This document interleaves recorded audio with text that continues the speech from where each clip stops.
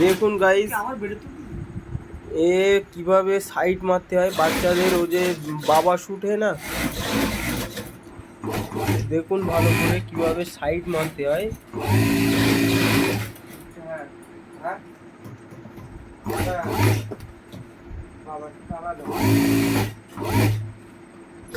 এটা হলো বাচ্চাদের ওই বেল্টওয়ালা প্যান্ট, এর গ্যালিজ বলে, আবার কেউ কেউ বাবা শুট বলে। দেখুন খুব তাড়াতাড়ি সাইডটা মারছে।